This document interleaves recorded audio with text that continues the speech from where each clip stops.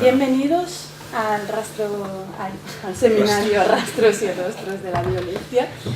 Es un placer poder presentar a nuestra invitada doctora, Pamela Colombo. Pamela es una gran amiga de nuestro seminario permanente y es una alegría poder tenerla aquí justo 3 días después de que ella defendió su tesis en la Universidad del País Vasco. Su tesis se titula Espacios de desaparición, espacios vividos e imaginarios tras la desaparición forzada de personas entre 1974 y 1983 en la provincia de Tucumán, Argentina. Actualmente Pamela es una investigadora visitante en el proyecto ERC titulado Narrativas del terror y la desaparición en la Universidad de Constanza en Alemania.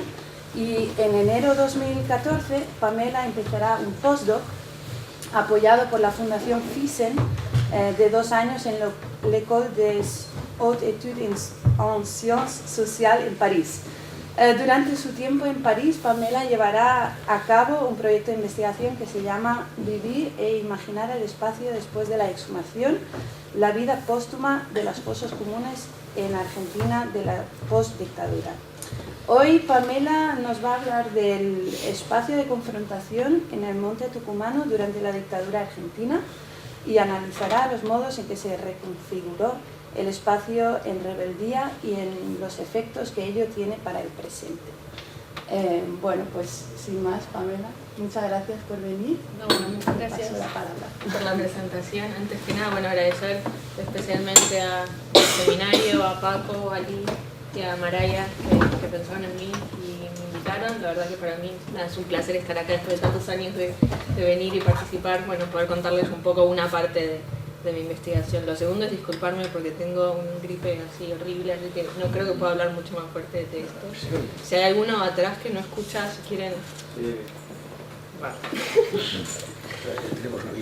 Bueno, el título de la presentación de hoy es Espacios de confrontación, la revolución y la derrota en el monte tucumano, Argentina. Bueno, lo que voy a presentar hoy es la historia de un espacio en rebeldía que se convirtió luego en un espacio de la derrota. Y esta historia tiene como protagonista principal al monte tucumano. Voy a empezar entonces por dar un brevísimo marco a esta historia. El monte cobra un protagonismo indiscutible en Argentina cuando se sucede la ocupación militar del suroeste de la provincia de Tucumán a partir de lo que se conoce como el Operativo Independencia, en 1975. Este operativo militar, que comenzó en pleno periodo democrático, porque recordemos que la dictadura empieza un año más tarde, tuvo, y si no, bueno, este periodo de ocupación militar también se prolonga, ¿no?, luego de la dictadura, pero es importante subrayar que comienza un año antes. Este operativo militar tuvo como objetivo explícito, y acá cito el decreto que dio inicio al operativo, aniquilar, bueno, todas las operaciones militares que sean necesarias a efecto de neutralizar o aniquilar el accionar de elementos subversivos que actúan en la provincia de Tucumán. En particular, el objetivo explícito de este operativo era eliminar a la guerrilla rural que estaba asentada en el monte tucumano, que se conoce como la Compañía de Monte Ramón Rosa Jiménez y que pertenece al Partido Revolucionario de los Trabajadores, al PRTL. Los pilares, ¿no?, para una reconfiguración profunda del espacio se vincularon no solo con los enfrentamientos entre las Fuerzas Armadas y la guerrilla, sino principalmente con la implementación simultánea del plan sistemático de aniquilación a partir de la desaparición forzada de personas, que tuvo la particularidad de tener como eje articulador a los centros clandestinos de detención. Sin embargo, lo particular de Tucumán fue, a diferencia del resto de Argentina, justamente esta superposición, ¿no?, entre el plan sistemático de aniquilación por desaparición junto con esta presencia militar en el territorio que se asemeja más quizás a lógicas de una guerra más convencional. En este contexto es que los militares llevaron a cabo un proceso de reconfiguración espacial en el que habría que destacar el despliegue de miles de miembros de las Fuerzas Armadas en el territorio, la creación de bases militares, un fuerte control sobre la población civil que vivía en la zona, se producen también desplazamientos forzosos de población, se fundan nuevos pueblos e inclusive se llevan a cabo censos con esa población. ¿Se ve algo? Así mejor. ¿Mejor? Muy bien. No, estaba en camino. Yo creo que ahí ya. Vale. Perfecto. Uy, ¿Qué le aceptarías? Ahí bien. ¿Eres tú? yo veo poco, pero bueno. Experto, como si fuera de la No, casa. no está, me las apaño. ¿Sí? Sí. Si no, yo. Ah, claro. Bueno, y lo que hice recién fue enumerar un poco las características propias del contexto en que la desaparición forzada ocurrió en Tucumán. El conocimiento sobre el espacio, y aquí pienso también en las definiciones, sobre el espacio es un elemento de poder que los sujetos se disputan, que buscan, que necesitan para ser y para decirse. Mi interés en esta presentación está abocado a comprender de qué modo se dice un espacio de confrontación una vez que ya ha sido atravesado por fuertes procesos de violencia estatal. O en otras palabras, reflexionar sobre el monte como un espacio de confrontación que a mí me fue relatado desde la derrota. Alan Feldman dice que a partir de los episodios de violencia, la topografía deja de funcionar como una cosa, es decir, que funciona como algo mucho más complejo que una superficie pasiva, ¿no?, donde se inscribe la violencia, o como un objeto que puede manipularse meramente para crear representaciones políticas. Feldman dice que por el contrario, estos espacios que fueron atravesados por procesos violentos se vuelven una entidad con poder y animada. En este sentido, voy a abordar por un lado los efectos, ¿no?, de estas prácticas espaciales que desfiguraron y reconfiguraron el espacio del monte.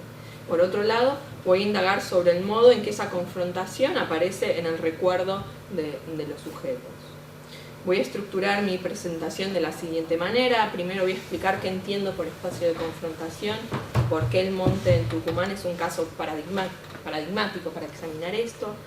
Luego, en segundo lugar, voy a explicar cómo el monte sirvió para territorializar al enemigo, a la guerrilla, y de esta manera llevar a cabo el proceso de desterritorialización y reterritorialización posterior.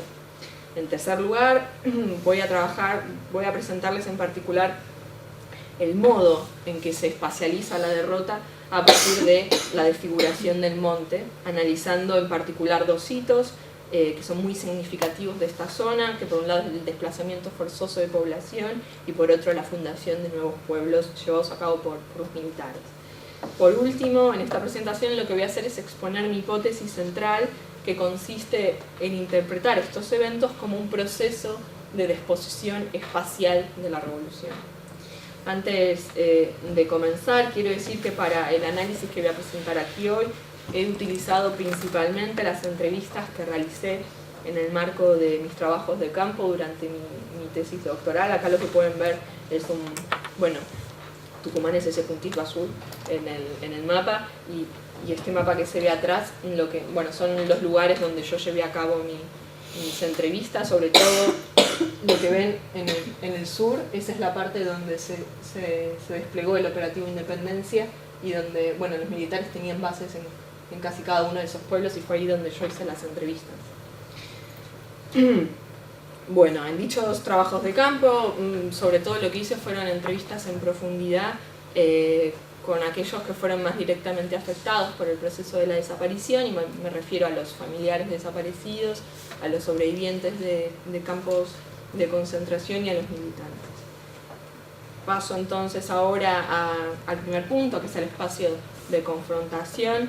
Es en el monte, como les conté, que va a suceder esta historia, ¿no?, la de la confrontación abierta, la de la guerrilla que aparece pero que simultáneamente también se esconde, la historia del ejército que ocupa el territorio y se lo va apropiando, pero también está la historia de los ciudadanos que quedan en el medio o optan, por ejemplo, por unirse con los militares o con colaborar con la guerrilla.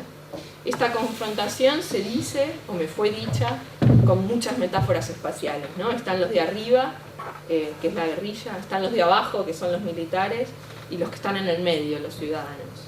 Pero también está el monte, que por momentos adquiere él mismo rasgos antropomórficos y se lo teme y respeta como si fuera otro actor más de este conflicto. Se podría pensar que el monte aparece como un espejo, ¿no?, que devuelve imágenes confusas, imágenes de héroes y villanos, imágenes de ciudadanos sometidos o de ciudadanos que toman parte. Lo que voy a hacer ahora es contarles un poco qué entiendo o cómo pienso el concepto de espacios de confrontación. Lo pienso como constituido al menos por 3 dimensiones. La primera dimensión es, bueno, la confrontación que produce espacio e identidad. Con esta primera dimensión lo que intento mostrar es que en tanto que espacio de confrontación, el monte es el espacio en donde los sujetos se ponen enfrente de, ¿no? Están frente al otro, cara a cara, ¿no? O aunque más no sé, es el espacio donde se imagina que esta confrontación tiene lugar. El monte, en este caso, es el espacio donde al menos 2 actores sociales bien diferenciados, las Fuerzas Armadas y la guerrilla, se encuentran y confrontan, donde se reconocen como enemigos y plantean la confrontación abierta. Considero que es en este confrontarse, ¿no?, en el espacio en donde se ahonda el vínculo entre los sujetos y el espacio donde la confrontación tiene lugar. El hecho de que dichos sujetos se sitúen y confronten en un sitio en particular modifica y altera ese espacio y a su vez le permite a estos sujetos adquirir diferentes rasgos.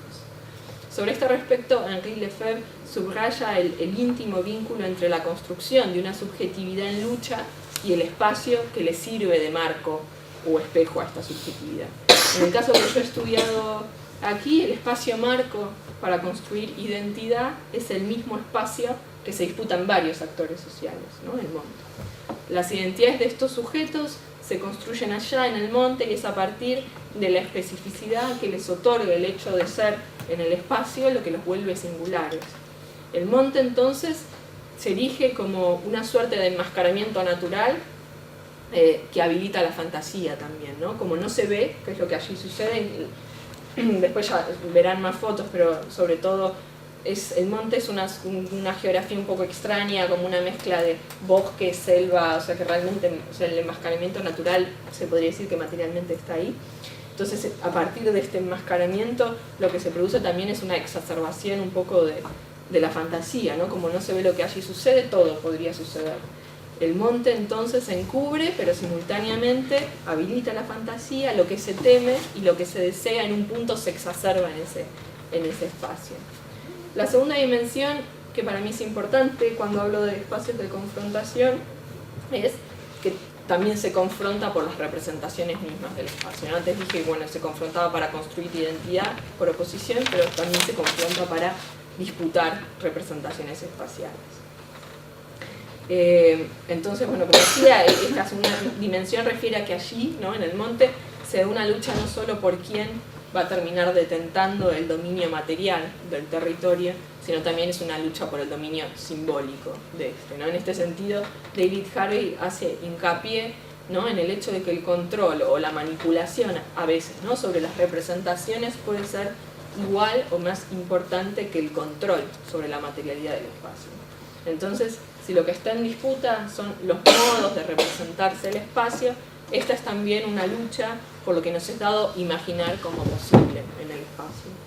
Como parte, ¿no?, del resultado de la confrontación, atendemos a la construcción y muchas veces a la imposición de una representación del espacio por sobre otras que va a habilitar claramente o va a coartar posibilidades de acción del sujeto. En este sentido, entiendo que el espacio del monte es significativo, dado que al momento de la confrontación este lugar era presentado como el espacio donde la revolución podía ser posible, o al menos donde la revolución estaba más cerca. El último aspecto en relación al espacio de confrontación son los discursos de confrontación. Este tercer elemento que traigo hoy para pensar los espacios de confrontación refiere no tanto al contenido como los anteriores, sino sobre todo a darles algunas precisiones de tipo metodológico para poder pensar de qué modo nos podríamos aproximar a estos espacios de confrontación. Entiendo que las sedimentaciones de la confrontación existen tanto en la materialidad del espacio como en el discurso de los sujetos, pero sin embargo el espacio no habla por sí solo, sino que se lo hace hablar. No es que no existan fenómenos extralingüísticos, pero accedemos, ¿no?, a las maneras de vivir, experimentar y representarse el espacio necesariamente a través de las prácticas discursivas. Por lo tanto, mi trabajo no es un análisis sobre lo que nos dice el espacio, sino sobre cómo se lo hace hablar.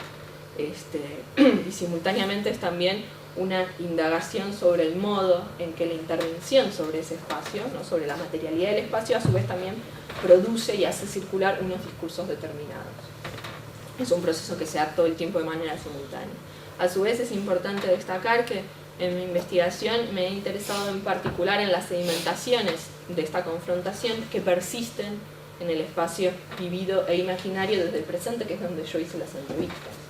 En este sentido he trabajado en particular sobre el vínculo entre la confrontación y el espacio, no como limitado al espacio material, sino más bien como espacio recordado. Paso ahora al segundo punto de la presentación de hoy, en el marco de un proceso ascendente de conflictos sociales y amplia movilización social en Argentina, en mediados de la década del 60, en 1965 se funda el Partido Revolucionario de los Trabajadores, el PRT, que tenía, que era de tendencia marxista-leninista. En 1970, al optar por la lucha armada, el PRT funda el Ejército Revolucionario del Pueblo, que es el ERP. Simultáneamente, frente a esto, el hostigamiento estatal y paraestatal se acrecentaba, entonces la mayoría de los partidos políticos de izquierda pasan a la clandestinidad y también pasa a la clandestinidad el PRT. En 1974, ya de manera clandestina, el PRT hace pública la fundación de un frente de guerrilla rural conocido como la Compañía de Monte Ramón Rosa Jiménez. Esta guerrilla se ubicó en el monte, en la zona suroeste de la provincia. ¿Se acuerdan del mapa que les mostré? Donde estaban los pueblos, el monte se ubica como de este lado. Igual voy a ir mostrando después más mapas. Entonces, el ERP elige el monte como lugar para llevar este experimento de guerrilla rural. El monte parecía poseer varias cualidades privilegiadas, entre ellas cabría destacar, por ejemplo, una geografía muy proclive al asentamiento y al entrenamiento de la guerrilla, por esto que les comentaba del enmascaramiento natural, ¿no? Como no se veía, era como un lugar propicio para llevar a cabo, sobre todo, ejercicios de entrenamiento de la guerrilla. Y también, otra de las razones muy importantes es que todos esos pueblos que les mostré, donde hice las entrevistas, eran pueblos con larga lucha obrera, sobre todo vinculada a los ingenios azucareros. Entonces, claramente la guerrilla siempre necesita de un vínculo con la población civil para proveerle provisiones y demás, entonces también parecía que era el lugar para llevar a cabo esto. En otras investigaciones que han analizado el monte como el lugar han analizado el monte justamente, ¿no?, como este lugar que permitió escenificar la confrontación, tanto para los militares como para los militantes. En particular, en mi presentación lo que sostengo es que el monte fue principalmente el espacio-tiempo que permitió territorializar al enemigo, es decir, y así hacerlo visible, concreto y eventualmente aniquilable. Esta es una gran diferencia porque, como les comentaba, como la mayoría de los partidos de izquierda habían pasado a la clandestinidad, el modo de acción, de llevar a cabo sus acciones era muy fugaz, ¿no? Hacían una operación y volvían a esconderse en la ciudad. Sin embargo, el monte cambia esta lógica, entonces por eso yo sostengo que el monte es un poco el momento y el lugar donde el Estado puede territorializar al enemigo, darle un espacio. El Estado entonces se apoyó en la rural para imaginar y mostrar en un lugar fijo a ese enemigo, ¿no?, que en el resto del país se presentaba como huidizo y extremadamente móvil, ¿no? Acá cito una definición que da uno de los militares, ¿no?, para definir a estos partidos. Para construir esta hipótesis he retomado sobre todo los trabajos de Derek Gregory y Stuart Elden, que dan cuenta del modo en que dentro de la guerra contra el terror, la guerra contemporánea, se llevan a cabo suertes de performance cartográficas, ¿no? Para fijar en el espacio a la audisa red terrorista de Al-Qaeda. Estos autores sugieren que este momento de territorialización del enemigo se continúa con un proceso subsiguiente de desterritorialización y reterritorialización, retomando acá los conceptos de Deleuze y Guattari. Como ya mencioné, gran parte de los partidos de izquierda habían pasado a la clandestinidad y por lo tanto su manera de estar y ocupar el espacio solía reducirse a apariciones fugaces. Con estas prácticas espaciales, sobre todo en la ciudad, lograban, ¿no?, rehuir el control y vigilancia del Estado. En contraposición, como les decía, la presencia de la guerrilla en el monte ofreció un espacio y un tiempo concreto a partir del cual ubicar y temporalizar la confrontación. Al darle un territorio fijo al enemigo, el proceso para destruirlo podría sucederse más fácilmente. Una vez que se construyó y consolidó la idea, ¿no?, de que la revolución se estaba gestando en el monte, es ahí, ¿no?, donde el poder del Estado se va a descargar en exceso y va a producir reconfiguraciones espaciales muy singulares y algunas de ellas voy a analizar hoy. Utilizo aquí entonces el término de desterritorialización para referirme a la desarticulación de este espacio en rebeldía del monte, junto con la desaparición de los sujetos que encarnaban y viabilizaban ese espacio. En el monte se estaba gestando no solo un uso alternativo del espacio por parte de los militantes, sino también por parte de la población civil que apoyaba esa lucha. Simultáneamente en el espacio del monte se daba una acumulación de capital simbólico asociado a procesos revolucionarios previos y sobre todo procesos revolucionarios en Latinoamérica, pienso, bueno, claramente en Cuba. Para aniquilar y desarticular ese espacio donde se estaba gestando algo nuevo había que imprimir un reordenamiento radical sobre el espacio y sobre el tiempo, tanto en el plano de lo material como en el simbólico. En otras palabras, había que desterritorializar la idea de la revolución. Por lo tanto, ese lugar que había comenzado a ser un espacio que no solo vehiculizaba otros modos de socialización, sino que ya estaba adquiriendo nuevas definiciones y significados, es allí donde el proceso que les comentaba, este proceso de desterritorializar y reterritorializar, se exacerba. Ahora voy a pasar a analizar dos hitos paradigmáticos de este proceso de reconfiguración espacial. El monte claramente condensa múltiples discursos que lo vuelven un ejemplo paradigmático de lo que llamo espacio en rebeldía. Es justamente por ello que lo he elegido para reflexionar sobre los efectos de sentido que pueden provocar las reconfiguraciones espaciales realizadas, ¿no?, dentro de un contexto de extrema violencia estatal. En la ley número 4530, los militares, es una ley de 1977, los militares enuncian explícitamente, y esto es muy interesante, la importancia de llevar a cabo una reconfiguración espacial en la zona donde se había asentado la guerrilla rural. En esta ley se declara de interés provincial el reordenamiento de la población y la reubicación de estas personas se planifica en pueblos que el ejército va a crear ex profeso y que llevan nombres de militantes que supuestamente cayeron durante el operativo Independencia. Son los pueblos Teniente Verdina, Capitán Cáceres, Sargento Moyá y Soldado Maldonado. Ahí los vemos, como ven, están a pie del monte. El monte empieza de este lado.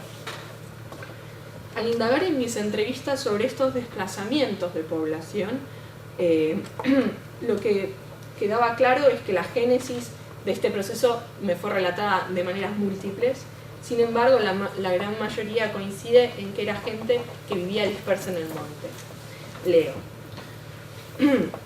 Sandra dice, mucha gente que vivía en el monte la han traído, la han sacado, la han obligado, por dichos de otros sé que la han obligado a venir al pueblo. ¿En esa época la gente dejó el monte? Sí, dejó el monte. Otras veces se dice que era gente que vivía anteriormente en los pueblos que los militares hicieron desaparecer. Oscar dice, ese pueblo tenía mucha gente que tenía su propiedad y su plantación, y a todos lo sacaron. Y ahora volvió a tener algunos que volvieron, pero voltearon las casas, lo hicieron así, pasaron las topadoras. Sin embargo, es importante resaltar que este paulatino vaciamiento del monte no ocurre solo por los desplazamientos forzosos de población que impulsan los militares, sino también por las propias desapariciones forzadas que se estaban llevando simultáneamente en toda esta región. Raquel dice: cuando ya ha sido el tiempo de la dictadura, las cosas ya empezaron a cambiar, ya empezaron a emigrar, la gente se ha venido para acá. Otros han ido a otros lados. Y bueno, de ahí, de ese lugar, y se está refiriendo a una colonia que queda en medio del monte, había gente desaparecida, gente que la han sacado cuando estaba trabajando. En otro lado, en esta misma ley, que les digo que es muy particular, que sacan los militares en 1977, se dice que, por otra parte, la dispersión actual que ofrece el poblador rural en la zona afectada dificulta el control por parte de las fuerzas de seguridad. Fin de la cita. Es justamente, considero, contra esta dispersión en el terreno, ¿no? Contra esta manera de estar por fuera de un mapa reticulado, ¿no? Por esta falta de accesibilidad de los sujetos contra lo que los militares luchan. Los sujetos que fueron desplazados comparten, por lo general, se podría decir, la desgracia de vivir demasiado cerca del monte. Estos desplazamientos forzados en Tucumán han ido creando de manera paralela otro mapa, ¿no? Un mapa que incluye no solo pueblos fantasmas, ¿no? O sea, pueblos que han sido vaciados por los militares o espacios vaciados, sino también un mapa que incluye lugares a los que no hay que ir. Carolina dice: no, para ahí no iba él, para el monte. Esa parte era la parte más que ha sido más tremenda. Yo pregunto, ¿y ustedes alguna vez han ido? No. ¿La gente no iba? No, la gente no salía. Por oposición a este proceso hay otros espacios que de repente se vuelven accesibles. Sandra dice: hicieron rutas que, por ejemplo, ir a mi casa antes, vos tenías que ir por calles de tierra, el monte, de todo. Hoy en día hay rutas interpueblo que te llevan a esos lugares. Sí, ha habido mejoras, sí. Como ven, el mapa, los cuadraditos son los pueblos que crearon los militares y el recorrido rojo es esta ruta que ellos hacen para conectarlos. Abdel Vilas, que fue el militar que comandó el operativo Independencia en su primer fase, escribió en su diario de campaña que, cito, donde termina el monte, comienzan los cañaverales sin solución de continuidad. Fin de la cita. Considero que esta descripción física del territorio que hace Vilas es sumamente interesante porque creo que esta frase expone de manera elocuente el estrecho y peligroso vínculo que temían los militares, ¿no? Entre el mundo de la guerrilla, el monte, y el mundo de los ingenios, el llano, los cañaverales. Con el tiempo, la separación entre el monte y el llano comienza a aparecer.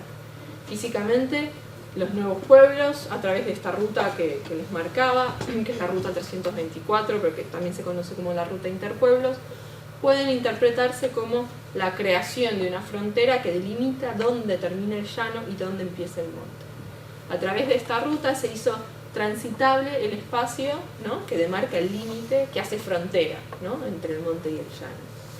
Oscar dice: abrieron una ruta que antes no existía, se llama Interpueblo, esa ruta, esa la abrieron en esa época y vos te das cuenta que el paisaje es otro.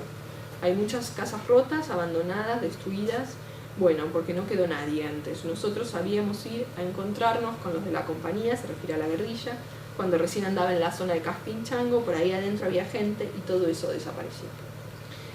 Las personas dispersas en una geografía que se imaginaba como incontrolable o como fuera del control del Estado fueron reubicadas, ¿no? En espacios que permitían mostrarlos, reordenarlos, hacerlos accesibles. Ante mi pregunta por quiénes fueron desplazados y quiénes habitaron esos nuevos pueblos que crearon los militares, recibí múltiples respuestas.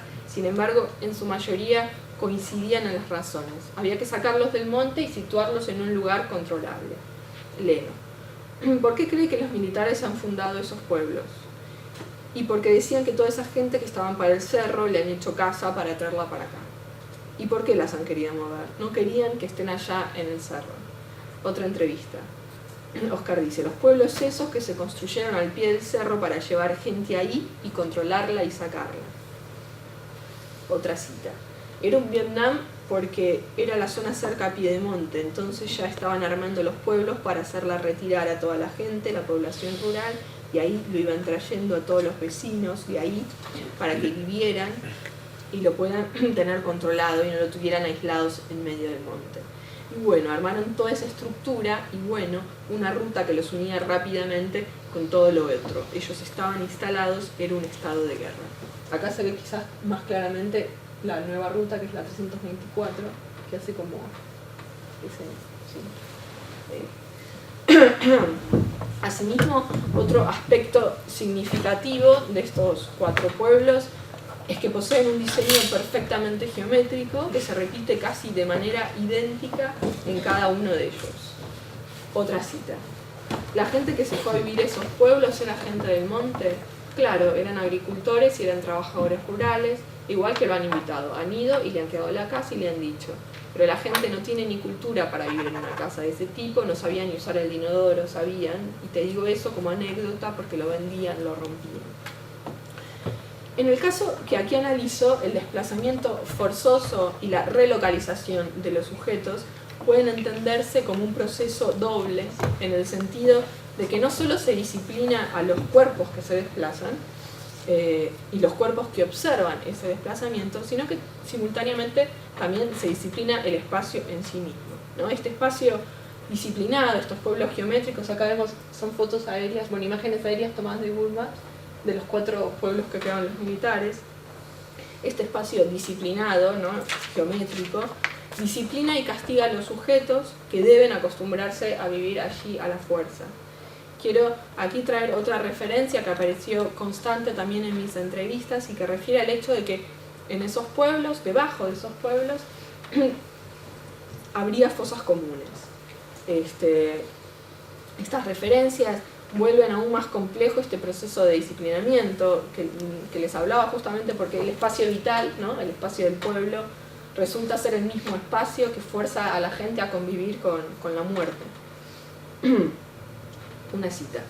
Oscar dice, en esos tiempos había mucha gente viviendo en la zona de Caspinchango, para acá vivía mucha gente que trabajaba vivían ahí, al pie de cerro, digamos. Eran muchos que tenían su tierrita ahí, cultivaban, sembraban caña, tenían caña, verdura, todos animales, pero muchísima gente. Bueno, todo eso lo sacaron, directamente fueron y les dicen chau y se van a vivir allá, afuera. Y entonces era la estrategia a seguir en Vietnam, acá. Les sirvió como tumbas colectivas y negociadas. Entonces los trajeron a todos los que vivían en los ranchos, esos ahí, todos aquí, y los metieron ahí. Y vos vas a verlos y ahí están. A su vez, otro rasgo interesante de estos pueblos es que casi no han crecido. Estamos ante pueblos que aparecen a la fuerza y que se mantienen iguales a lo largo de 30 años, como suspendidos en el tiempo, ¿no? Como si la ficción, como esa ficción de la génesis, ¿no?, de su creación, los hubiera forzado a permanecer ahí estáticos, minúsculos, inquietantes. Leo otra cita. Roberto dice, eso ha sido creado en función del desarraigo que ha habido. Hicieron pueblos, pero no han crecido. Vos si te vas a ver, yo te digo, desde el momento en que se han levantado hasta el día de hoy, siguen siendo lo mismo. Casas más, casas menos, y aquí esto otro nada más. Mira, te estoy hablando desde el 76, 77, que han sido construidos y siguen igual. Las mismas casas, así nomás, ¿me entendés? Y ahí viven, olvidados. Entonces, el proceso es doble. Por un lado tenemos pueblos que se vuelven fantasmagóricos al vaciarlos, estos pueblos donde antes vivía gente que demasiado cerca del monte y los militares los retiran, pero por otro lado tenemos estos pueblos que se arman a la fuerza, pero que también en algún punto son fantasmagóricos porque quedan como suspendidos en este momento de su fundación. Ahora sí me gustaría pasar ya al último punto de la presentación de hoy, donde me interesa analizar las posibles implicaciones de estas reconfiguraciones espaciales tendrían sobre los modos de imaginar el espacio, pero también sobre los modos en que los sujetos están en ese espacio. Lo interesante para mí acá fue pensar de qué modo se rememora un espacio en rebeldía, ¿no?, el espacio del monte, pero una vez que la confrontación ya se ha resuelto y una vez que la aniquilación ya se ha llevado a cabo. Esto me permite analizar qué es lo que se socializa de esos espacios en rebeldía, qué cosas se dicen y se comparten con los otros. En este sentido, aquí me interesa pensar no en la intencionalidad con la cual el espacio del monte fue disputado por los militares o por la guerrilla, sino sobre todo en los efectos de sentido, ¿no?, que estas prácticas espaciales de las que os estuve contando provocan aún hoy. Mi propuesta es que la desterritorialización que produjeron los militares sobre esta zona no solo reconfiguró materialmente el espacio, sino que también operó en el plano de las significaciones, principalmente al cercenar las condiciones que hacían posible imaginar la revolución como algo posible en el espacio. Aunque los modos que puede adquirir, ¿no?, la reterritorialización son sin duda diversos, en este caso particular del que he hablado hoy, considero que se produce lo que llamo desposición espacial de la revolución. Tomo acá como disparador el concepto de acumulación por desposición que fue acuñado por David Harvey, para proponer entonces este concepto, el concepto de desposición espacial, para referirme al modo en que se produce una disposición sobre aquellos espacios, ¿no le gusta?, sobre aquellos espacios que cuestionan el sistema, ¿no?, en un punto. Entiendo que los sujetos fueron desposeídos, ¿no?, del espacio en rebeldía que constituía el monte, y simultáneamente el Estado lo reincorporó a su territorio, ¿no?, reincorporó el espacio del monte a su territorio, pero esta reincorporación fue muy peculiar, porque el Estado vació el monte, como vimos, y lo separó del resto del territorio a partir del establecimiento de espacios ordenados y geométricos, los nuevos pueblos y la ruta. Al monte entonces se lo cerca, pero no se lo ocupa. Inclusive me aventuraría a decir que esta desposesión espacial opera en retroactivo, es decir, este vaciamiento llega a impregnar mucho de los relatos sobre lo que ocurrió en el periodo de confrontación. Voy a leer una entrevista para que sigan un poco esto. Mario dice: no sé por qué causa, pero decían, pero yo nunca he visto a esa gente, a los guerrilleros, que decía que había gente armada, era para los cerros de Tucumán, ahí en esa parte, para ahí, pero yo nunca he visto a esa gente. ¿Y qué es lo que se comentaba? Que eran del extremismo, decían, extremistas, pero no sabía eso, que yo nunca he visto gente de esa clase. Fin de la cita. No creo que la gente de la zona desconozca lo que ocurrió en el monte en esos años, las historias de la guerrilla, los confrontamientos, las razones por las que luchaban. Sin embargo, ante mi pregunta 30 años después sobre qué había pasado en el monte, la gran, inmensa mayoría de las respuestas solían señalar que allí no había nadie, que los guerrilleros solo se escondían en el monte, que los militares bombardeaban un monte vacío, con excepción, claro, de los militantes del PRT que entrevisté. Fueron realmente muy pocas las personas que abiertamente, por ejemplo, hablaron de su familiar desaparecido como vinculado con lo que aconteció en el espacio del monte, ya sea como colaborador o como parte de la guerrilla. Entiendo que esto se vincula directamente con el estigma, ¿no?, que aún pesa sobre las historias de colaboración con los guerrilleros. Lo significativo para mi análisis es justamente esta dificultad al hablar sobre el vínculo entre el espacio del monte y el espacio del llano. Esta dificultad, considero, refiere a una desvinculación espacial que fue largamente trabajada, y un poco es lo que quise mostrar hoy. Esta desposesión espacial opera entonces no solo materialmente, sino también en el plano de las representaciones, y particularmente en el modo en que esto va cercenando las posibilidades de imaginar la revolución como sucediendo en el espacio. Acá es donde me parece que es importante hacer hincapié. Entre las pocas referencias que logré recabar en mi trabajo de campo sobre historias de colaboración entre la población civil de la zona y los guerrilleros en el monte, una entrevistada la relata sugestivamente de esta manera. Dice: sí, de alguna manera la gente los ayudaba con comida a los guerrilleros. Ellos lo comentaban muy disimuladamente, a forma de clave. Les dejaban una bolsita o una cosa así, y se comunicaban, y a la gente que los militares descubrían, que los sustentaban con los alimentos, los mataban, lo bajaban. Pero te digo, no sé cuál habrá sido la lucha de ellos, la de los guerrilleros. No sé cuál habrá sido la lucha de ellos. Entonces, este espacio de confrontación lo recobra el Estado, pero para vaciarlo. Lo hace gobernable a partir de una suerte de vacío latente que acosa, ¿no? Con este vaciamiento físico del espacio del monte pareciera haberse desvanecido, ¿no?, también las historias de lucha, o al menos se las cuenta de voz muy baja. En esta reterritorialización que se va produciendo se produce significativamente a partir del vacío. Y yo creo que acá hay algo muy peculiar. El monte vaciado no implica ausencia de Estado, sino que por el contrario considero que el Estado alecciona desde ese lugar vaciado. La presencia del Estado opera y existe a partir del vacío. El Estado se construye también entonces en esos espacios que deja desocupados. Mi propuesta es que la creación de los pueblos, junto con el vaciamiento del monte a partir de los desplazamientos, pueden ser comprendidos como dos ejercicios de práctica territorial a través de los cuales el Estado reconfiguró las formas de habitar e imaginar el que antes había sido un espacio en rebeldía. Aunque viejas narrativas de la constitución del Estado-Nación se reflotan también en este periodo de dictadura, acá particularmente pienso en algo que se conoce en Argentina como la conquista del desierto, que fue una operación militar que llevaron a cabo a mediados del siglo XIX, que se conoció como la conquista del desierto, pero que básicamente era un proceso de avance y aniquilamiento de los pueblos originarios donde los militares iban conquistando espacio y los iban ganando para el Estado. A diferencia de esta conquista del desierto, yo creo que acá esta situación es bien diferente. Acá lo que había era una necesidad de desertificar un espacio rebelde, ¿no? Como se genera como el espacio, la situación inversa. No había que, o sea, se apropian de ese espacio a partir de vaciarlo.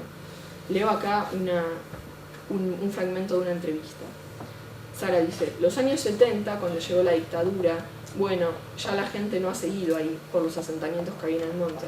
Ha quedado un desierto totalmente, una pena, porque ya nadie quería estar ahí. Es importante decir también que esta disposición espacial no es un hito concluido, ¿no? Sino más bien un proceso en constante producción. Por ello, esta disposición de la que les hablé hoy, considero yo no es una condición permanente, ¿no? La confrontación por la definición del espacio y por lo que cabe hacer allí es una confrontación que se va reeditando constantemente. Es justamente en estas confrontaciones donde se dirimen concepciones del mundo diferentes y por lo tanto modos de estar y ser en el espacio diferentes. La disposición espacial de la revolución, por lo tanto, no es ni mucho menos una condición que necesariamente va a tener que permanecer asociada a ese territorio, pero sí es la condición en la que me fue relatada a mí 30 años después.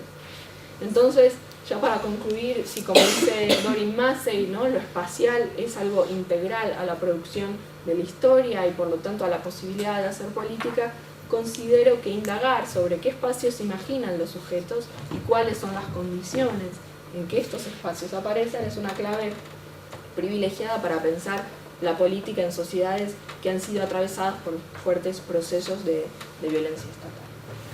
Gracias. Visión mucho más general del tema y la verdad que dentro del monte mismo no conocía. Entonces muy interesante. Yo solo el último punto, ¿no?, que desarrolla ahí. Creo que es importante también tomar en consideración también el desarrollo mismo político que ha tenido, ¿no? Porque como tú lo sabes tú mismo seguramente, desde 75 ya casi no había guerrilla, casi no había rebeldes, por lo menos, según los propios archivos de militar. Pero sí, lo que ha pasado es que, por ejemplo, Barro Domingo Bussi, ¿no?, que ¿sabe quién es? Que fue como comandante, ¿no?, de la Operación Dependencia, cuando empieza la dictadura, bueno, procesos de renovación nacional, ha quedado gobernador, ¿no?, hasta 2004 o algo así, ¿no? 99, bueno, sí, es verdad, que fue destituido en 99, luego, bueno. Lo que quiero decir es que este propio hombre, ¿no?, ha llegado a hacer una política, yo creo que ha sido muy interesante también, una política también de memoria y de olvido, muy fuerte, y también sobre los espacios de desaparición.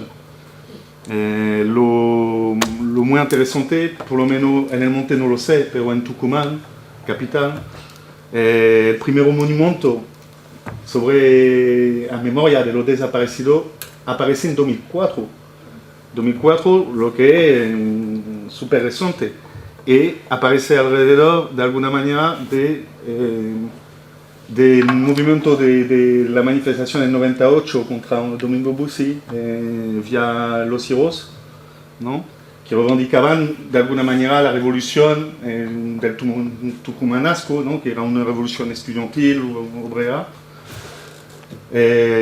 Bueno, lo que quiero decir es que de alguna manera esta deposición espacial también yo creo que tiene una anchura que sea temporal, política, mucho más amplia, ¿no? que la propia memoria del monte, ¿no? Como lo que quiero decir es que toda la región de Tucumán, para mí es así que lo he percibido, es solo la reflexión que quería hacer. ¿Puedo ir contestando? Sí. Vale. Bueno, gracias por el comentario. Sí, sin dudas, o sea, lo que les conté hoy es una historia muy pequeña en relación a un proceso muy grande donde, bueno, hay múltiples maneras de entrar. Yo en particular lo quise acotar al espacio del monte porque justamente me parece que, al menos en las circulaciones discursivas, es el espacio donde todos sitúan la revolución, o donde la revolución estaba más cerca, ¿no? Claramente que podemos pensar también quizás esto mismo, este espacio, o sea, hay múltiples espacios en rebeldía. Podemos pensar inclusive hasta los ingenios, ¿no? Que fueron escenario de confrontaciones y reivindicaciones obreras súper importantes en Tucumán. La misma ciudad puede pensarse como un espacio temporal de espacio en rebeldía, ¿no? Por ejemplo, en Tucumán se dio la particularidad, bueno, de esto que nombraba Jean-François, que eran los tucumanazos, ¿no? O sea, momentos, fueron dos sobre todo en particular, donde los movimientos sociales toman la ciudad y la hacen suya por casi, o sea, no me acuerdo exacto, pero fueron un par de días donde realmente la ciudad fue suya, o sea, donde los militares no pudieron entrar. 4 días. O sea, claramente podríamos pensar esto y tomar otros ejemplos. A mí quizás también me parece lo interesante del monte es que trae como este matiz, me parece también muy singular, que es, igual me gustaría discutirlo con ustedes, pero al menos yo lo veo como muy singular, esto de apropiarse de un espacio a partir de vaciarlo, ¿no? O sea, esta idea de que el Estado, primero pensar el territorio-nación como un proceso en constante producción, ¿no? No es algo que ya está dado. Y una vez que partimos como de esa idea de que el Estado constantemente va produciendo su propio espacio, pensar de que en esa propia producción, ¿no? Cree espacios que funcionan a partir de vaciarlos, me parecía como muy sugerente. Quizás el tema de la ciudad daría para otra cosa, por eso tampoco me parece que esto sea como extrapolable directamente con otros espacios en rebeldía. Y sin embargo también, bueno, el contexto tan particular de la historia tucumana, ¿no? O sea, que el mismo, como vos señalabas, ¿no? El mismo gobernador de facto, Antonio Domingo Bussi, que se hizo cargo de la provincia durante el periodo dictatorial, va a hacerse cargo de la provincia durante el periodo democrático. Esto también ofrece, ¿no? Un marco muy singular para estos procesos de disposición espacial de la revolución, sobre todo también este miedo asociado a hablar, ¿no? De las historias y estos vínculos entre el espacio del monte y el llano claramente también están vinculados con esta continuidad de la dictadura en democracia en el caso tucumano. Pero también yo creo que hay una reapropiación, sigo un poco rápido sobre el mismo, también de los movimientos sociales. Quiero decir, el lugar donde te decía que ha tenido el primer monumento, en 98, lo nombraba Domingo Bussi Parque Independencia. No por nada. No entendí esa parte. Hay un parque que se llama el Parque Provincial, que tú conoces al lado de la estación. Pues ahí estaba el primer monumento, ¿no? En memoria de lo... en 98, en respuesta a los movimientos sociales, Domingo Bussi lo nombra Parque Independencia, lo renombra, ¿no? Como ya Operación Independencia, ¿no?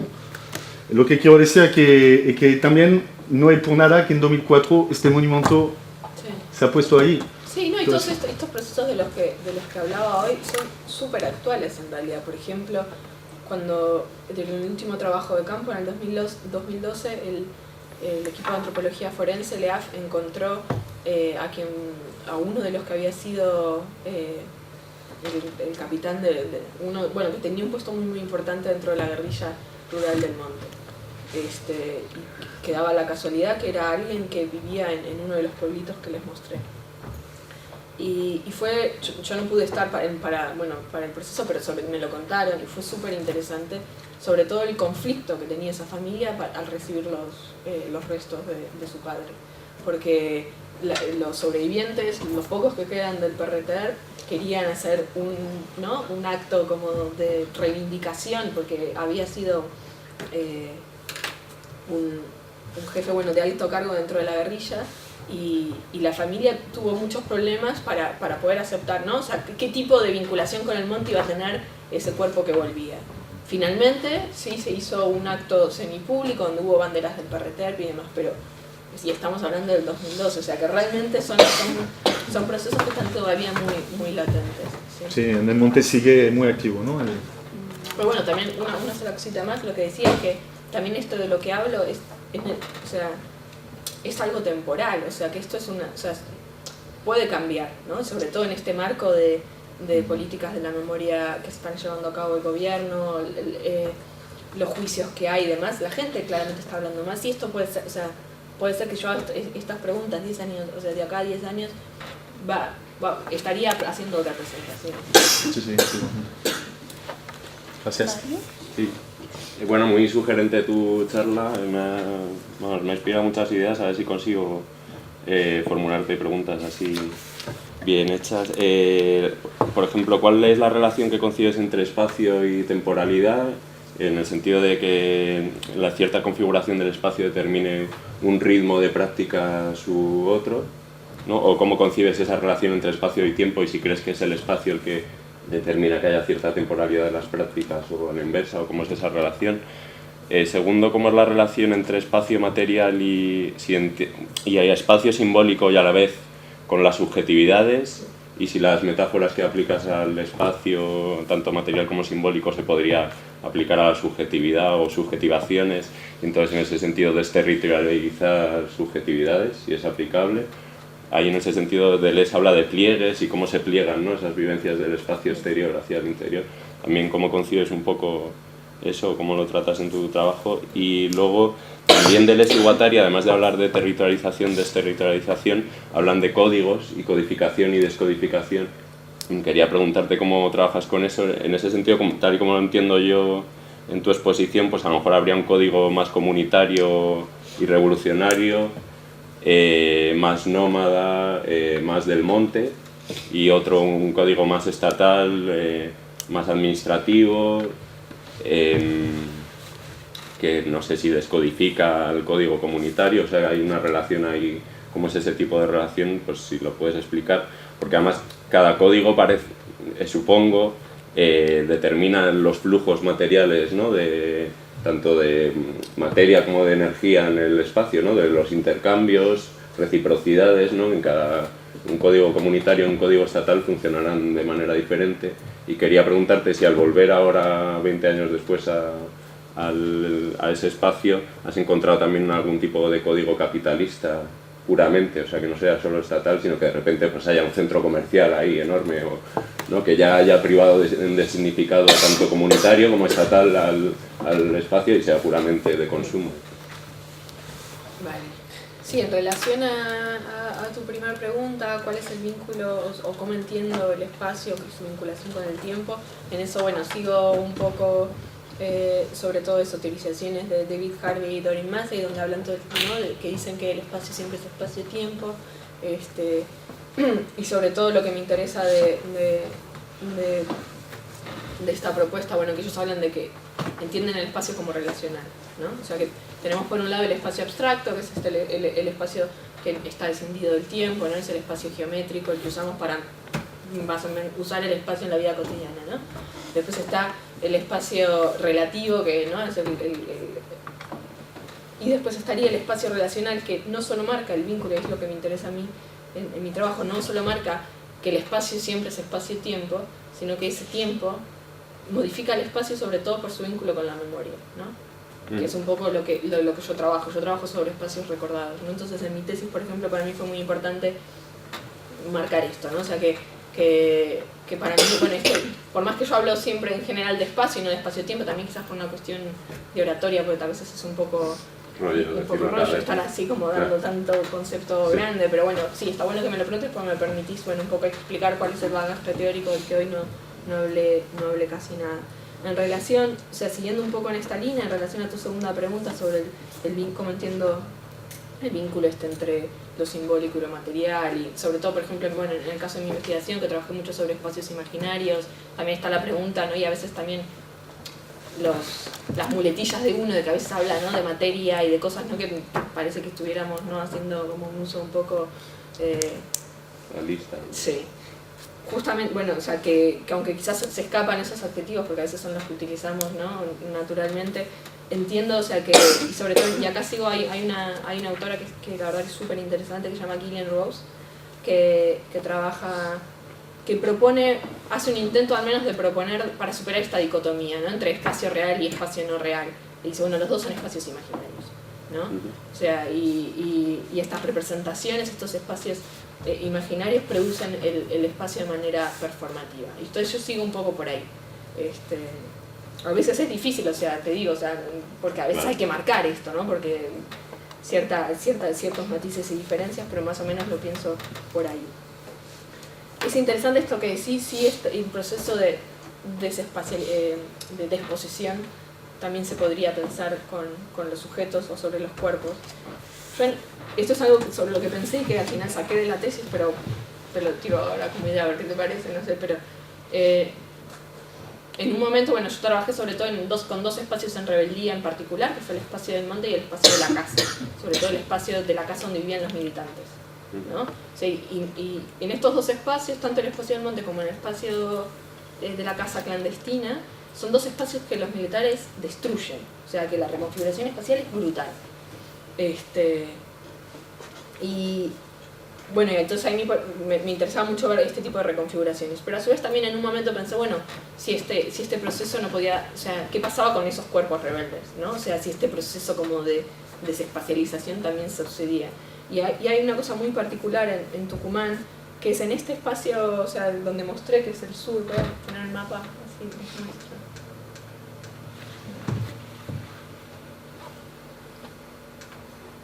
Esta parte del sur, ¿no? Que empieza ahí como a la altura de Fama y ya un poquito Lules por ahí hasta acá, que es donde les comentaba que se asentaron los militares, empieza a pasar algo muy particular, que es que aparecen cuerpos.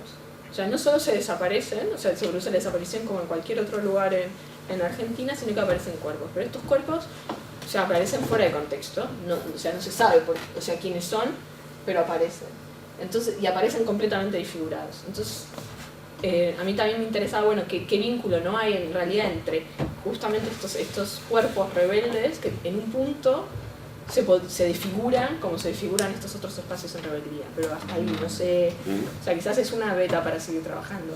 Y sobre lo de codificación y Deleuze, a ver, que a mí Deleuze me cuesta, o sea, que no sé, yo creo que eso me tendrías que explicar un poco vos, de lo que entiendo más o menos de lo que comentás sobre codificación y demás.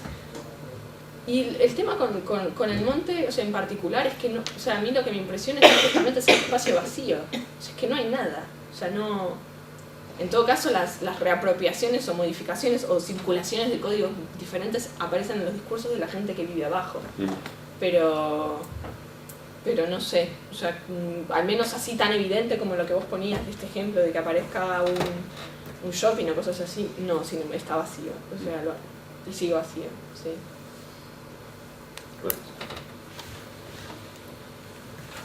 Carlos, ¿tú tenías una pregunta? No. Vale, Paco, pues Paco entonces. Bueno, muchísimas gracias otra vez, por segunda vez en 3 días, por tu presentación. Te vas a aburrir de escucharme. ¿Qué? Te vas a aburrir de Ya me escucharme. lo voy a saber. Pues que tenía, bueno, varias cosas así.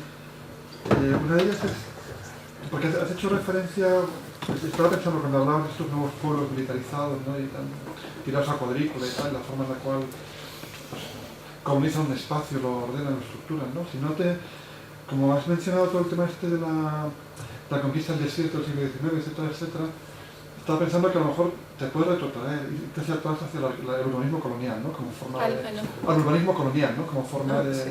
Pero hasta los griegos, o sea, quiere decir que los griegos tenían unas ciudades, una metrópolis bastante desorganizadas, pero cuando establecían colonias, pues esas colonias están hechas de tiralíneas, ¿no? Porque era una forma de conquistar territorio. Y te digo a los griegos que te puedo decir las traducciones jesuitas, o es decir, que esta idea de militarización pues tiene un pasado que a lo mejor, porque realmente es más o menos la misma estructura, ¿no? Es decir, con la iglesia en el centro, la placita, tirado a tiralíneas, ¿no? Entonces eso tiene un pasado que a lo mejor sería interesante explorar para ver qué consecuencias puede tener eso, ¿no? Pero bueno, hay el libro este de Rabin, de French Modern, donde explora desde el punto de vista Foucauldiano la relación entre, bueno, como Francia colonizó Argelia, ¿no? A través del urbanismo y tal, es ¿Cómo se espectacular. llama? French Modern, creo que no se traducido al castellano, pero igual ya François le conoce. Sí, sí, pero yo en francés lo conozco, pero en castellano seguramente está traducido. Sí, no sé, pero bueno, él utiliza mucho Foucault para ver cómo se despliega el urbanismo como forma de control y organización de territorios, de ideologías, etcétera, y de poblaciones, por supuesto, ¿no? Luego, otra cosa que te quería preguntar es, como has hecho una brevísima mención a Cuba, igual de breve que en tu presentación de tesis, ¿no? Quería saber hasta qué punto se puede hablar pues, de algún tipo de territorialidad revolucionaria panlatina. O sea, como, pues porque estaba pensando, por supuesto, en relación al caso español, ¿no? Pues aquí también el equivalente sería el maquis, ¿no? En la posguerra, ¿no? Y el vaciado también de los montes, pero bueno, es una situación distinta, pero se puede pensar de manera semejante, ¿no? Pero, entonces yo no sé hasta qué punto pues, los espacios revolucionarios cubanos, en el imaginario, digamos, de la izquierda revolucionaria de Tucumán o incluso Argentina, pues formaban parte también de la construcción del espacio, ¿no? Y luego, bueno, una cosa que es simplemente un comentario que me ha llamado la atención, y teniendo más aquí a Fausto delante de mí, que siempre me orienta hacia Valle de los Caídos, ¿no?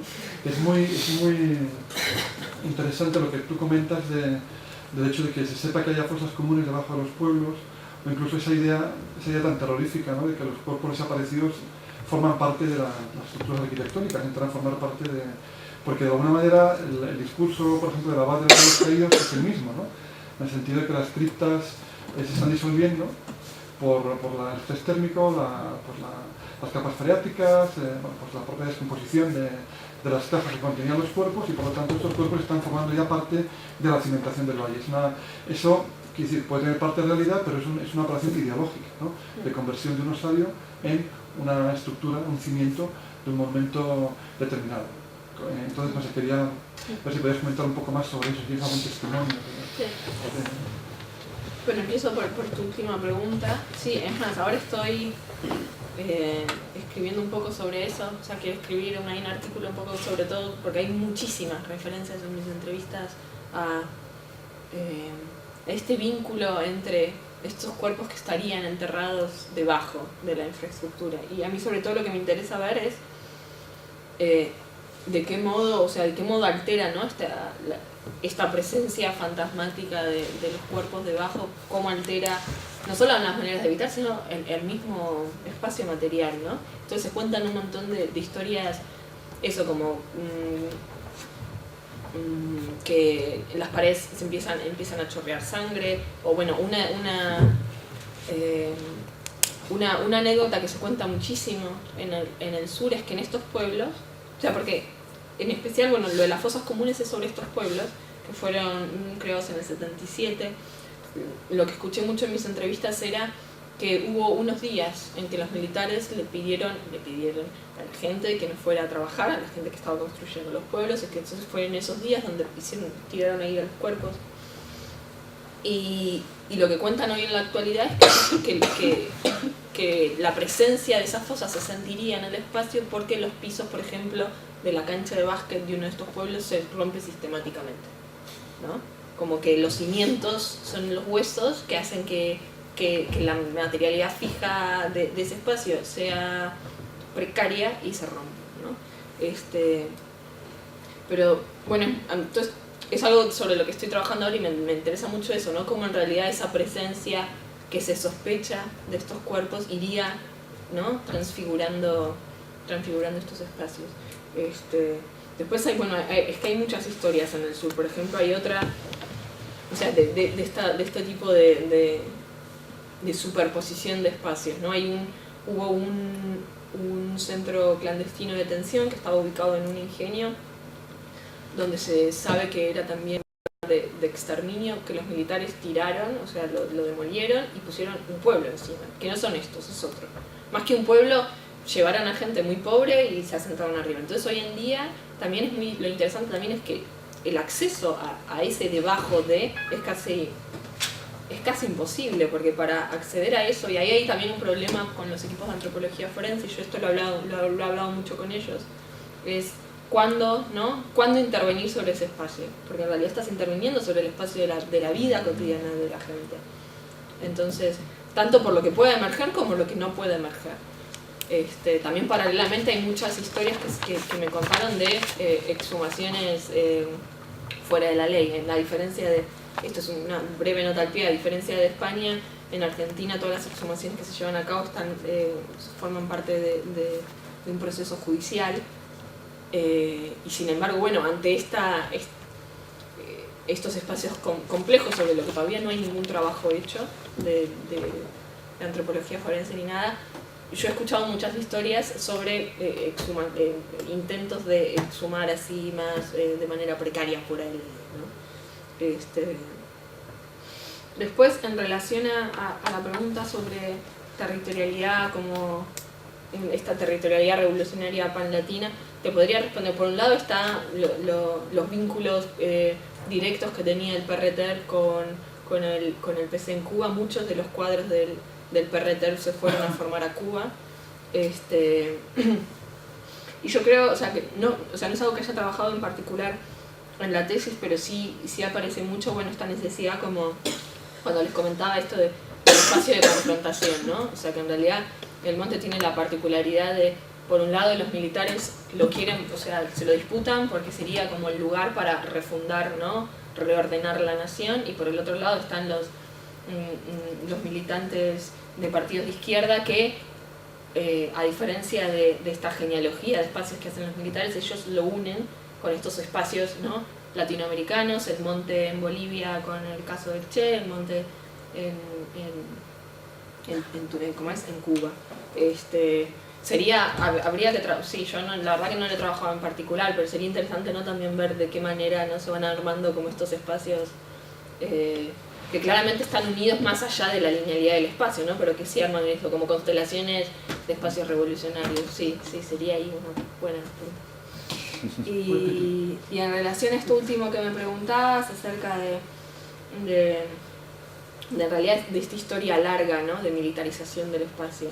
Sin duda, o sea, yo creo que, y sobre todo, como lo comentaba al principio de la exposición, este caso en particular que trabajo yo, o sea, mezcla todo el tiempo dos cosas de manera muy, muy evidente, ¿no? Es la novedad radical de la desaparición forzada de personas y el modo en que eso se lleva a cabo, que eso es muy nuevo, con viejas técnicas de guerra, ¿no? O sea, es el único lugar donde hay bases militares, donde los militares van a vivir ahí, donde hay una ocupación del territorio, y ellos usan ahí un montón de tácticas de guerra, entonces, y de militarización del espacio y el tiempo de los que están ahí. Sería así quizás interesante, ¿no?, ver un poco la manera en que, la verdad que no lo había pensado, pero sí, por ejemplo, no sé, pensando también, Buenos Aires es una ciudad completamente geométrica. O sea, sí, es la fundación colonial, ¿no?, como, o sea, ¿qué vínculo tiene con el espacio geométrico? Sí, es ahí una buena pregunta. Ahora sí tengo una pregunta. Bueno, siguiendo un poco el libro de Paco, bueno, tenía dos preguntas que era formulado Paco, y era justamente eso sobre cómo conformaban digamos, la convivencia de esos cuerpos de esas cosas encima de los pueblos que decías. Y la segunda es un poco siguiendo por el tema de la colonización. Ahí me llama mucho la atención y os lo cuento a todos por si a alguien le sugiere. A mí, desde luego, sí que me sugiere una analogía. Y es los pueblos de colonización durante la dictadura franquista, que son pueblos, digamos, no obligaron a la gente a irse allí a a vivir, pero bueno, digamos les engañaban dándoles pues un terreno, una vaca en algunos casos, o no he podido investigar, etcétera, para que fueran ya. Son pueblos que durante estos, desde el año más o menos 60, los que yo conozco, hasta ahora no han cambiado tampoco. O sea, se produce la misma, o sea, están exactamente igual. Sí, es o sea, como que la mismas violencia y la calles, fundación del pueblo. con la misma forma que decía Paco, son tirados con tiralíneas, con una plaza central, con la iglesia, el ayuntamiento y el bar, y en 50 años, siendo como han crecido los pueblos alrededor, esos han permanecido igual, ¿no? Me llama la atención esa posible analogía para... Y bueno, y por supuesto felicitarte y yo creo que esta tesis nos va a ayudar a muchos, por lo menos a algunos, como herramienta para pensar y hacer esas analogías que decía con el caso español, con el hecho de esos espacios que cambian también esa subjetividad. No puedo entrar mucho en detalle ahora, pero yo creo que ha sido un poco más allá, digamos, para poder pensar aquí en todo lo que ha pasado en España y en esas subjetividades, ¿no? No, sí, solo un comentario en relación a esto que comentabas. A mí, no sé, me llamó mucho la atención y además, sobre todo con esto también te lo dicen ellos, ¿no? Esta cosa como fantasmagórica, ¿no? De que estos pueblos, o sea, donde no pasa nada, donde no se sabe quién vive, ¿no? Y que claramente tiene este vínculo, ¿no? O sea, si la génesis de esos pueblos, o sea, fue realmente un ejercicio de violencia estatal, ¿no? Pareciera que eso, como comentaba en la presentación, ¿no? Como que en un sentido, no, yo lo leo así, como que quedaron suspendidos un poco en ese momento y vos vas y tampoco es sencillo entrar en esos lugares. A mí me costó bastante conseguir a alguien que me quisiera acompañar a los pueblos, porque la gente no va a esos pueblos, también por todas estas historias que se cuentan. Yo, como verán, o sea, el trabajo de campo lo hice en los pueblos que están en la ruta 38, pero no hice entrevistas en esos pueblos, me encantaría, pero no conseguí. Y también el acceso hoy en día es muy bueno, y también esto me parece que habla de lo mismo. O sea, nadie quería ir hasta que que conseguí a alguien que era del sur y que conocía un poco la zona y demás, y fuimos, y la presencia de uno es altamente molesta ahí. Enseguida llegamos, no hay nadie, o sea, es obvio que llegó alguien que realmente no hay nadie, y se nos acercaban a hacer preguntas. O sea, no es un lugar donde uno puede estar cómodo. Y entonces, sí, tampoco pude ir mucho más allá. O sea, pero bueno, también en realidad mi pregunta no era, o sea, quizás eventualmente, si tengo la oportunidad, me encantaría hacer entrevistas ahí, pero sobre todo mi trabajo era otro, era ver cuáles eran los efectos de sentido en la gente que vive en los alrededores de la aparición, ¿no? Violenta y a la fuerza de esos pueblos. Fausto. Bueno, lo que han expuesto Paco y Carlos, claro, como somos de aquí, naturales, y tenemos pues una dinámica y una trayectoria de lucha contra la impunidad, etcétera, pues también me han sugerido lo mismo que ellos han planteado, pero en concreto, según he entendido, el operativo militar está allí, está ubicado allí o empieza a funcionar un año antes de la dictadura, vamos, el periodo de la dictadura militar y de las desapariciones forzadas en función del plan sistemático de terror y de exterminio. Pero ese afán de, vamos, quiero saber si el hecho de las desapariciones en esa época, tanto la previa como durante la dictadura, y el hecho de, entendido, y esa casualidad o no casualidad, de ponerle debajo de los nuevos pueblos trazados lógicamente como una táctica de conquistar el espacio monte que estaba en poder de los guerrilleros, o por lo menos tenían influencia, que si eso tiene esa exactitud, es decir, fue una cosa intencionada para que formaran parte precisamente de esos cimientos, de ese subsuelo de los pueblos, para no poder recuperarlos, o si era una cosa intencionada. Porque, claro, me lo ha puesto muy fácil Paco, aquí en el Valle de los Caídos, el dictador nuestro y todos los que siguieron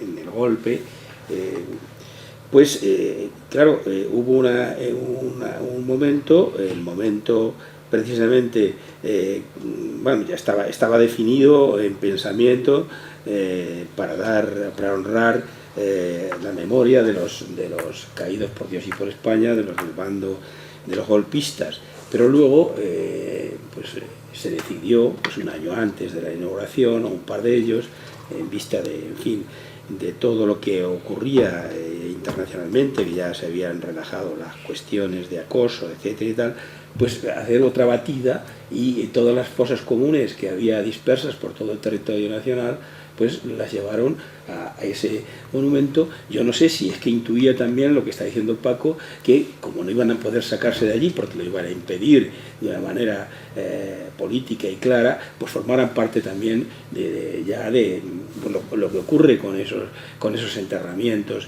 que has mencionado allí, que forman parte ya del subsuelo, y aquí formarían parte de la roca. Entonces, claro, eso es una cosa tremenda para nosotros, que estamos afectados directamente por esta situación. Claro, que si era un precursor este hombre golpista, o este hombre, por llamarlo de alguna manera, pues que no sé si sabía, vamos, no podía inspirarse en esto, pero podía haber tenido las mismas ideas que han tenido en Argentina, no lo sé. Sí, una precisión en relación a lo del operativo. Perdona, una cosa, y esta guerrilla no tiene nada que ver con los montoneros, es que estoy un poco ahora despistado. No, ahora, vale, sí, ahora te cuento. Ya. Sí, empiezo por el final entonces. A mediados de los 60 emergen un montón de partidos de tendencia revolucionaria y de izquierda, quizás los más conocidos, ¿no? Han sido el PRTER, que es con el que es el caso que presenté hoy, y los montoneros. Los montoneros en realidad es de extracción peronista y se desprenden un poco de la juventud peronista, así que realmente no tienen nada que ver. O sea, lo particular también del PRTER que eran marxistas-leninistas, cuando los peronistas claramente no. Así que esa distinción, otra más en relación a lo del operativo Independencia, sí, empieza un año antes, pero las desapariciones empiezan también un año antes, en Tucumán. La diferencia que siempre hacemos es que sí, a partir del golpe de Estado, la desaparición empieza a ser sistemática en todo el territorio, pero en el 75 ya empiezan a... En general se suele hablar de este periodo como una suerte de laboratorio, ¿no? O sea, se usó a Tucumán un poco para probar la técnica de desaparición, que luego se implementaría a nivel nacional. Igual hay que matizar un poco también esa afirmación, porque es tan particular el caso tucumano, o sea, que hablar de laboratorio, o sea, claramente no, o sea, esto que yo les contaba del ejercicio de ocupación, las bases militares y demás, solo pasa ahí. Entonces, sí, lo que empiezan a utilizar, y eso sí se va a reutilizar en el resto del territorio, son los centros clandestinos de detención y tortura. Y eso empieza inmediatamente con el operativo. También es muy, creo que esto no lo comenté en la presentación, también es muy interesante el hecho de que apenas llegan los militares a Tucumán y producen el asentamiento, no suben inmediatamente al monte, sino que se quedan abajo haciendo sobre todo muchas operaciones de inteligencia, ¿no? Hacen censos en la población y demás. Mientras tanto, la guerrilla empieza a inquietarse porque no suben y cometen el gran fallo de que bajan.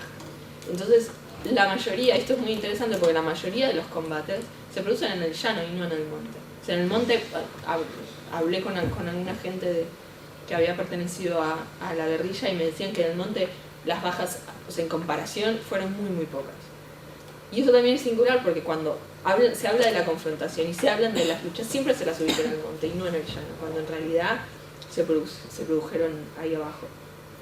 Y en relación a la intencionalidad de los militares con lo de las fosas comunes, yo ahí voy a hacer también un par de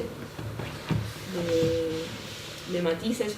Yo la verdad no trabajé sobre discursos de militares, tampoco los hay. O sea, una de las características muy propias de lo que pasó en Argentina es que no hubo una doctrina, o sea, un cuerpo doctrinario, ¿no? Donde aclararan el porqué del accionar, y una vez terminada la dictadura hubo un pacto de silencio que todos siguieron, casi todos, muy a rajatabla. O sea, tenemos muy pocos elementos como para hablar de intencionalidad militar.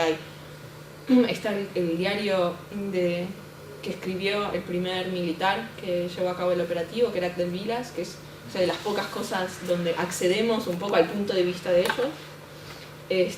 Y alguna ley, como la ley que les comentaba hoy, pero es muy difícil hablar de cuál realmente fue la intencionalidad, o sea que yo hasta ahí llego, pero después también decir que no están comprobadas la presencia de esas fosas, o sea, no hay o sea, todavía no se ha llevado a cabo ninguna exhumación, o sea, lo que existe es como circulación, o sea, se habla de, pero todavía no se sabe si realmente están ahí o no están ahí.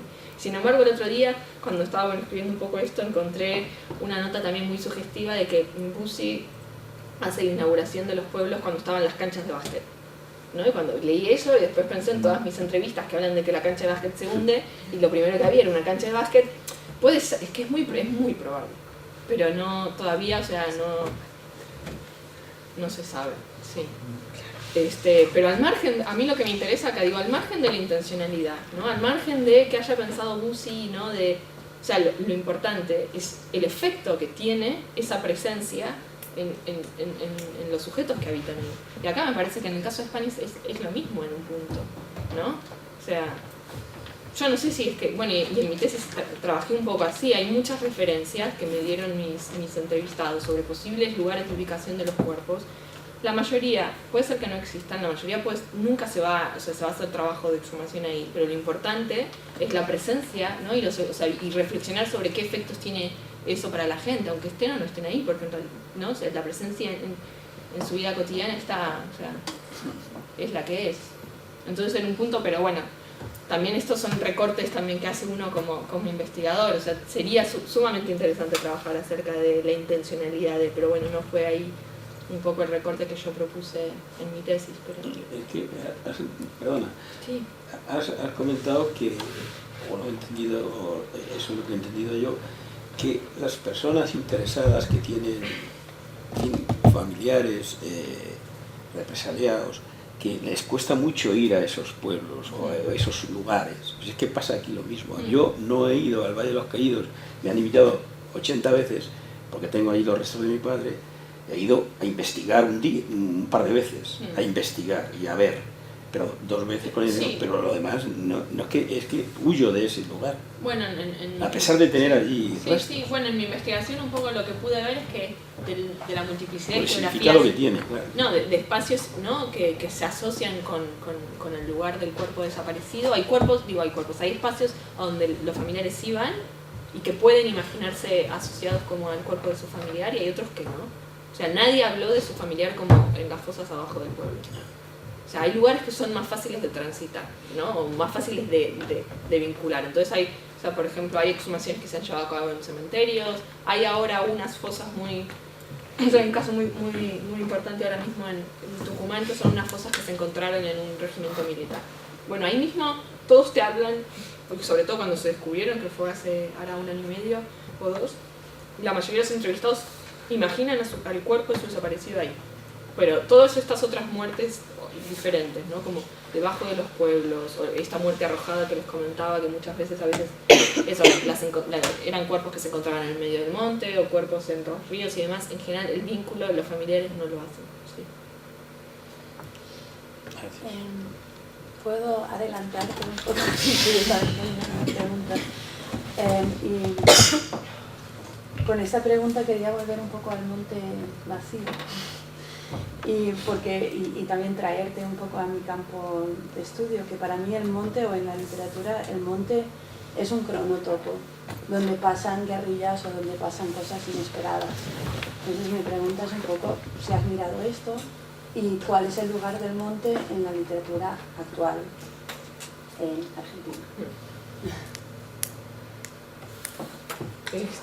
Bueno, el lugar del monte en la literatura actual es, no sé, la verdad que es singular, tampoco aparece muchísimo. Las novelas que yo he leído, tampoco hay mucho trabajo en realidad sobre el monte en sí, es algo que recién ahora se está empezando a hablar, y sobre todo a partir de nada, como también habrá pasado acá en relación a la guerra civil y demás, ¿no? Hay como tiempos sociales que permiten hablar de unas cosas y no de otras, ¿no? En el último tiempo en Argentina, o sea, se pasó, ¿no? de esta necesidad de reivindicación, ¿no? de la inocencia de los desaparecidos, que fue un discurso como más inmediato después de la dictadura, a una reivindicación más abierta de su vinculación política. En este marco, ¿no? Que empiezan también a cambiar, generar los discursos, ¿no? O sea, los sobrevivientes, por ejemplo, se los deja de pensar como traidores, digo, empieza a haber como un cambio diferente, los sobrevivientes empiezan también a reivindicar su lucha, ¿no? Y no como víctimas, no martirizándose, sino diciendo, bueno, nosotros hicimos esto y perdimos, ¿no? O sea, aparece el discurso de la derrota. Digo, en este marco, en los últimos años aparecieron algunas cosas bastante malas, diría yo, pero las primeras son, bueno, y tocan temas, la verdad que es interesante, o sea, de las pocas novelas que hay, o sea, de cómo aparece el monte, y aparte me ha tocado, bueno, conozco a varios militantes del PRT de preguntarles cómo ven ellos, ¿no? O sea, estas representaciones que empiezan a aparecer y completamente indignados, ¿no? Porque parece como esta idea como muy romántica, ¿no? De lo que pasaba en el monte, pero además también aparece lo complicado. Yo creo que ahora recién en este último tiempo se empezó a dar esa discusión de esta desviación militarista que tuvieron los partidos revolucionarios, ¿no? Y que esta desviación militarista que muchos dicen que fue por eso que perdieron, ¿no? O sea, que porque si vos ves en realidad lo que hacía la guerrilla en el monte, o sea, claramente había muchos ejercicios militares, ¿no? O sea, y por más que también es muy difícil para uno trabajar eso, ¿no? O sea, empiezan, ¿no? Como a hacer este tipo de discursos, y aparece uno que es muy complicado, y te lo digo porque hay una novela que justo trata eso, que es que en estos partidos, en el PRT en particular, tenían, no me sale ahora la palabra, pero bueno, si vos eras miembro de la guerrilla y hacías algo que estaba, bueno, podían condenarte, no había como juicios internos, y estos juicios internos a veces llegaban hasta el asesinato, ¿no? Y justo, o sea, no había nada escrito sobre la guerrilla en el monte, y la primera novela que aparece es sobre eso, ¿no? Sobre la guerrilla que mata a uno de sus miembros. Entonces es también, o sea, la verdad que no lo he trabajado yo, o sea, la verdad que lo estoy pensando en voz alta, pero es también muy significativo, ¿no? O sea, que no hay casi circulación de historias de la guerrilla, y las que aparecen subrayan esas cosas, ¿no? Sí, porque justamente en la literatura el monte es un espacio muy imaginativo, muy literario, que le permite al autor pues imaginar cosas o decir cosas que no se pueden decir, o ubicar y claro, vaciar ese espacio. Si también se vacía hasta dentro de la literatura o de un medio más imaginario, pues tiene mucho significado, ¿no? Sí.